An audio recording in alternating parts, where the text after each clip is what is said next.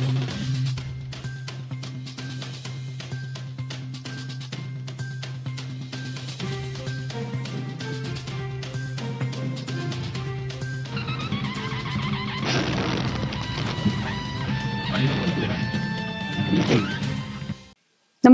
आपण पाहता Hirkani news. Hirkani news प्रत्येक क्षण ताज्या घडामोडी आणि महत्त्वाच्या प्रत्येक बातमीसाठी नेहमी तत्पर. शिवसेनेच्या बच्चू कडूंचा थेट मुख्यमंत्र्यांना इशारा, अन्यथा कर्जमाफीवरून आंदोलन करणार. शिवसेना आमदार बच्चू कडू यांनी शिवसेनेत प्रवेश केला असला तरी ते महायुतीतील असले तरी शेतकरी कर्जमाफीवरून त्यांनी पुन्हा आक्रमक भूमिका घेतली आहे. याआधी 2029 मध्ये एकनाथ शिंदे मुख्यमंत्री होतील असे वक्तव्य करून वादाला तोंड फोडलं होतं. तर आता शेतकरी कर्जमाफीवरून त्यांनी थेट मुख्यमंत्री देवेंद्र फडणवीस यांनाच इशारा दिला आहे. तर आता शेतकरी कर्जमाफीवरून त्यांनी थेट मुख्यमंत्री देवेंद्र फडणवीस यांनाच इशारा दिला आहे.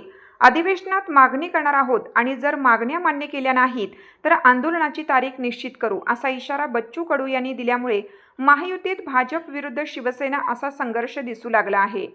शेतकऱ्यांच्या कर्जमाफीसाठी शिवसेना आमदार बच्चू कडू पुन्हा आक्रमक झाले आहेत. शेतकऱ्यांची कर्जमाफी 3 टप्प्यात करण्यात यावी आणि त्यासाठी सरकारने दरवर्षी 25,000 कोटी याप्रमाणे 75,000 कोटींची तरतूद करावी, अशी मागणी बच्चू कडू यांनी केली. तसेच 2019 ते 2025 हा आव्हानात्मक काळ होता, म्हणूनच या काळातील सर्व शेतकऱ्यांची कर्जमाफी करून सर्वांचे 7/12 कोरे करण्याची मागणी त्यांनी केली. केंद्र सरकारने शेतकऱ्यांना 1 लाख रुपये प्रोत्साहन निधी द्यावा. याआधी प्रोत्साहन निधीसाठी सतत 2 वर्ष कर्ज फेडले असेल तर 50,000च्या प्रोत्साहन निधीची अट होती, ही अट रद्द करावी आणि थेट 1 लाख रुपये प्रोत्साहन निधी द्यावा, अशी मागणी बच्चू कडू यांनी यावेळी केली.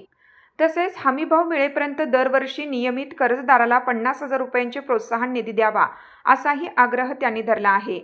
शिवाय विधवा, मृत आणि दिव्यांग शेतकऱ्यांना सरसकट कर्जमाफी करावी, अशी मागणीही त्यांनी यावेळी केली.